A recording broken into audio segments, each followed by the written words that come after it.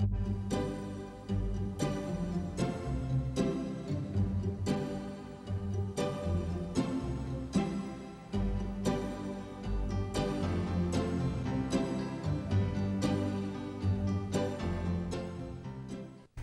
City is a unique community. This uniqueness is shaped by the people who contribute their ideas, their gifts, and their energy to the life of Iowa City and the university. Welcome to a series of biographical interviews of special women and men who have affected our community. Their lifelong contributions have been valuable, their lives creative and full. What brought them here? Who influenced them? What changes in their field have they witnessed? What contributions are they the most proud of? These and other questions will be explored during this series of interviews entitled, Tell Me Your Story. The story you will hear today is that of Dorothy Moeller's. Dorothy Moeller has had a distinguished career as a writer. Her writings have encompassed textbooks, articles in speech pathology and general semantics journals, newspapers. She's been a ghostwriter, consultant, editor. Her writing skills were evident when she was an editorial associate of the late Wendell Johnsons, an archivist after his death. Her long association with Iowa City began in 1946 when she and her husband, Leslie Moeller, came to our community. Dorothy has contributed over the years her time and talents to many civic organizations. Besides being a skilled writer, she is a gentle and lovely lady. Welcome, Dorothy, to Tell Me Your Story. Thank you. Let's start your story at the beginning. What brought you here, and tell me a little bit about your background. Well, I'm the daughter of a pioneer railroad man whose I suppose his assignments is what you'd call it, were to go to the end of the railroad as it went west. Then eventually the family came back to Iowa, and we lived in various little towns, and he was the station agent. Then we came to Mason City, where the schooling was better. Mm-hmm. And then Iowa became our home. And I think has always felt as though it was the native home as well as the adopted home. And what got you into newspaper business? That was before you came to Iowa City, right? Yes. I was a journalism major at the university. Here? Here. And it seemed that writing for publications was likely to be the kind of thing that I could do. Mm-hmm. And then I got married to a man who was in newspaper business, so it turned out that newspapers were what I was going to write for. And then you and Leslie ran twin weeklies in one small town? Yes, in Waverly. In Waverly. Mm-hmm. What was that like? That was wonderful. That was wonderful. I think if I had my druthers, I would send everybody behind the counter of a country weekly for a year's internship, because you see more of life and you learn more of the problems and the aspirations and the wonderful doings of the ordinary people. Mm-hmm. And it's an education in itself. Then what brought you to Iowa City? Well, after the war, I think the upheaval of the war is probably, might have had something to do with it, because before that I think we would have stayed in Waverly just forever. Because it was a good town, and we liked the people, and there was a lot to be done there. Mm-hmm. But the war disrupted everything. Les went into the service, and when he came home, I think we were amenable to change. Mm-hmm. And he was contacted by people from the university who'd been impressed with what he'd done in the State Press Association. So we moved to Waverly, and he was going to be head of a bureau that was going to contact the various publications in the state and be the link between them and the university. It never got off the ground because the director of the School of Journalism resigned and he became director, and that was that. And there you were. And there we were for 20 years. For 20 years. What were you, so he was the director of the School of Journalism. What were you involved in? Did you start writing immediately when you got here? Well, I think that the fact that I'd been on a newspaper became known. And so every organization in town who needed a secretary, you were it. I was it. And that's an exaggeration, but I did serve as a secretary for a lot of things. When did you start writing for money? I can't give you the date. I think it was 58. I had done all the volunteering I felt I had in my soul. And so I became a staff member of the Journal of Speech and Hearing Research, which was a national publication whose editor was on the university faculty, Dorothy Sherman. And I worked there for 5 years, handling manuscripts and doing that sort of thing. Then how did you and Wendell Johnson meet? And tell us a bit about Wendell Johnson. I know most people do know that he's an international and nationally and internationally known speech pathologist and clinical psychologist, and you had a long association with him as an... Well, in my work on the Journal, I was in contact with him because he was on the faculty of the department here, Department of Speech Pathology. And after I got what I thought I could do done on the Journal, which took about 5 years, and I was just repeating my work then, I resigned, and he asked me to work with him. It took me a long time, maybe 6 months, to decide whether I would or not. And I've often... Why was that? I don't know. I've often wondered where my brains were, because it was just as if somebody held out a handful of diamonds and said, take them, and I had just decided I wasn't quite sure yet. But I did then work with him, and it was a very wonderful arrangement, a very wonderful partnership. What did you exactly do for him? That's a good question. We even had to figure out what my title would be. And what I was really was somebody who would fill in the gaps. I would write if he needed something written. I would do some research if the research was needing somebody on it. And then eventually I did more and more of his work because he became ill. And it was a particular privilege then to be able to do something. What was he like?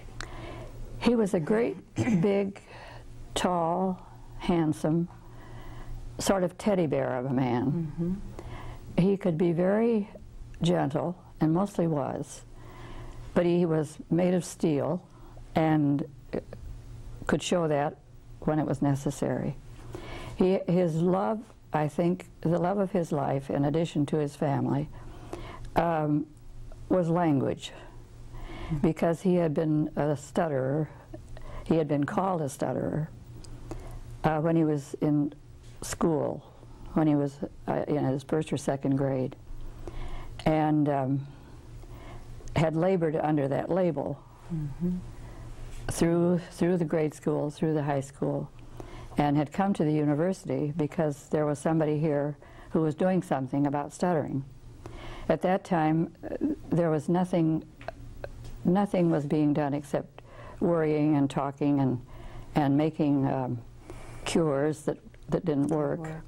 It was a time of quackery, and it was a time of great distress for people who were involved in the problem. Of stuttering. Of stuttering. He was his own creative source, I would say. That is, he had within him something that allowed him to analyze situations and cut down through to find out the essential parts and then work with them. And work purposefully, not positively instead of negatively. And he kept finding little clues that would that he thought might help in speech problems. And eventually went through many periods which were delightful. They're delightful to talk about now. It was thought, for example, that handedness had something to do with stuttering, because it seems to be something on one side of the brain rather than the other side. It seems to be local. So more left-handed people, it was thought, stuttered? Yes. No. It was thought that if you changed your handedness, then you would not stutter. And so the people went around, he and others, went around with casts on their normal hand and used their other hand. And of course it didn't work. They did all kinds of things. He said that he was the white rat of the University of Iowa because he went through every experiment there was. But anyway, eventually, through the most unlikely source, which was Korzybski's work, he seemed to find clues that made sense to him. And essentially these were bound up in labeling and stereotyping and assumptions, and all of these somehow related to language, to language as a form, as a vehicle, not only to its spoken language, but his speaking, when he was able to clear through these other problems, improved. And of course, in the time that I knew him, he was a lecturer and in demand all over. He taught. You never heard him stutter? Well, he would. You would. People would say, "Do you still stutter?" What did he answer? His answer was, "I have been told I had the problem of stuttering," and he'd never said, "I am a stutterer."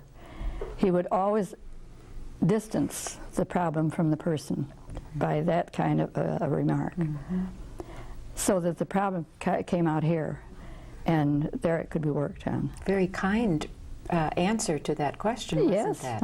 And a very thoughtful one. What do you think, looking back, is Wendell Johnson's greatest contribution?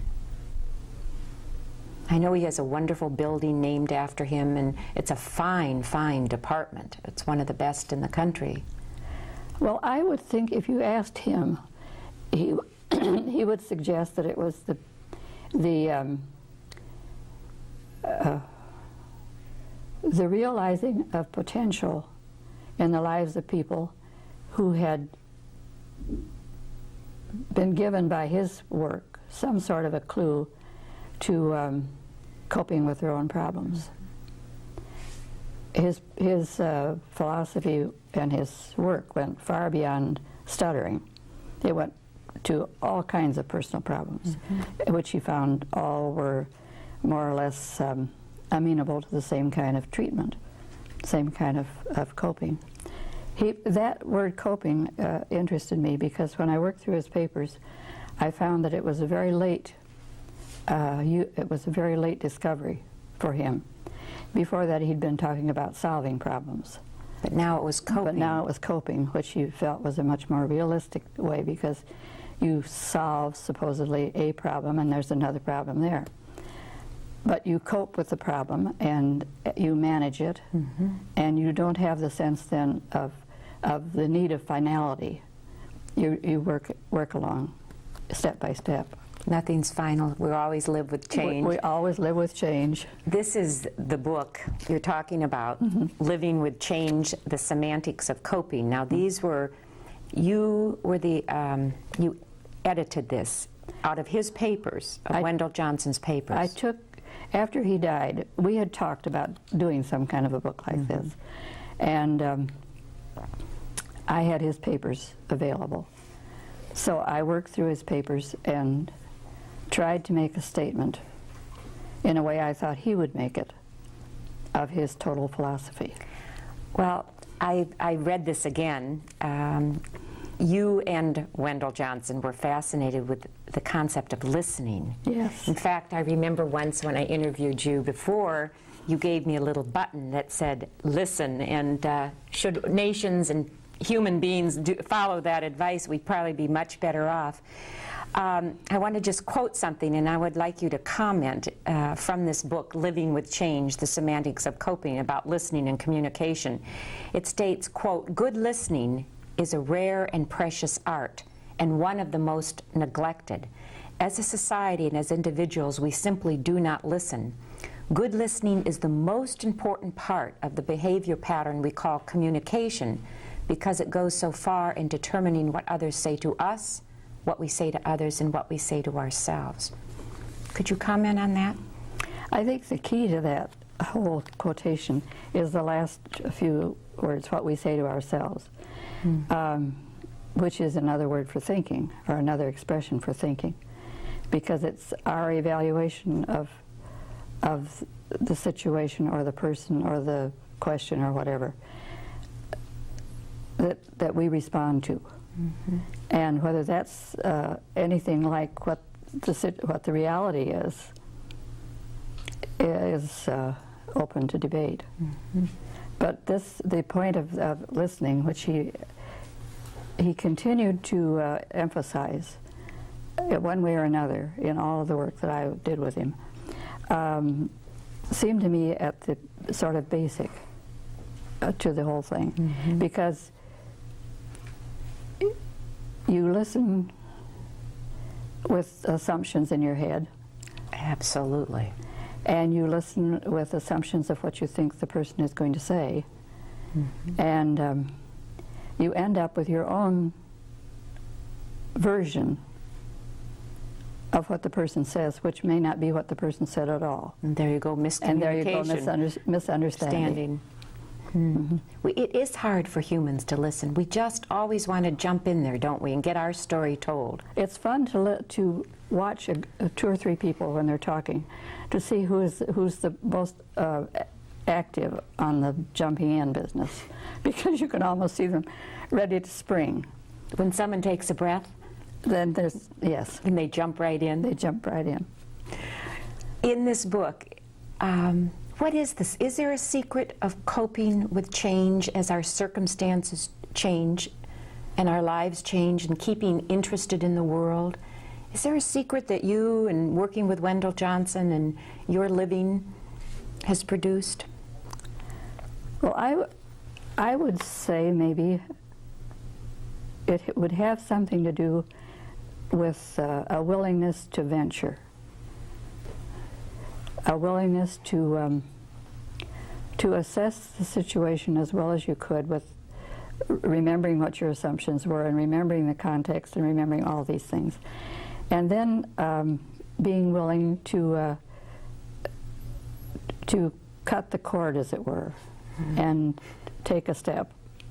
Risk-taking? Risk-taking, but risk-taking in a very delightful way. Mm-hmm. A sort of a process in which you could lose your shirt, or in which you could realize something that was worth the effort, mm-hmm. worth the risk. You have said in the past when we have talked that it's very important, I think you were speaking to me as a woman, to have a non-passive avocation as we grow older that was not dependent on good health. Why do you say this? Well, right now I'm an expert. All right. Because you just can't depend on having good health, and you are likely to live in this day and age where we have medical help and good nutrition, and at least in this community, which is unique in its blessings. Mm-hmm. But that's something I think you almost have to plan toward, the fact that you may not be hale and hearty forever. Running off to play tennis or biking. Like running off to play, or even walking. I live at a retirement place now, and I find that if there's one common denominator, it's mobility, or lack of mobility. That the matter of just getting around becomes a big problem. Is reading an avocation? That's the passive, isn't it? That's passive. That's excellent. Crafts are excellent. Gardening up to a point. Till you can't anymore. Till you can't anymore, but you can do an awful lot of gardening and still have be stiff. Speaking of gardening, I know you've been involved over the years with Project Green. What are some of your favorite civic organizations? Well, it's one of them. That you've lent your support to? It's one of them. I think it might be toward the top of the list. I think the Historic Preservation Association, because I feel strongly that Iowa City has treasures in the older buildings, the older homes, and the older buildings downtown, that some have been lost and that should be cherished. I think the University Club is a very good one, and that's gone through an interesting metamorphosis, because when I came here, it was limited to people who had a certain kind of a degree and had gone to certain institutions, and it was sort of elite or picky. And now it's open. Now it's open to anybody who wants to, who's interested. And I'm sure the complexity has changed as people go back to work too. More women are working now. I think that makes a big difference. They probably have more evening. Yeah. And League of Women Voters, I know, has been a favorite of yours. That is the working organization I belong to. That's the one organization I think I've worked in almost as if it was a job, as a paid job. And I think almost, if you're going to do anything in it, it's almost necessary that you do it that way. It's fascinating, wonderful. And that has had to change too, as the complexity of women's lives have changed. Yes, because we all aren't available now to do volunteer work.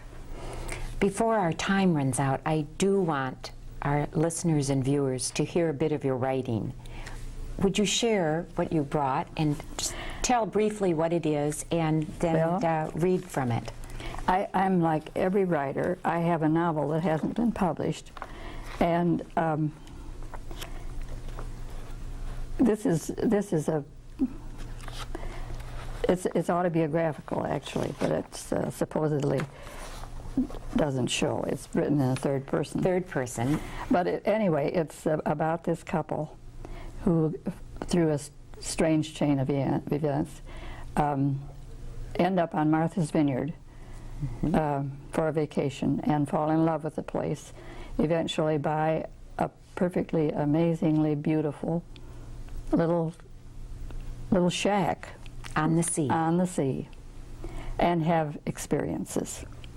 And I suppose it's the story of how inlanders tried to be islanders, and it's called A Room with View. Room with View. Room being the house. Okay. It was a one-room house.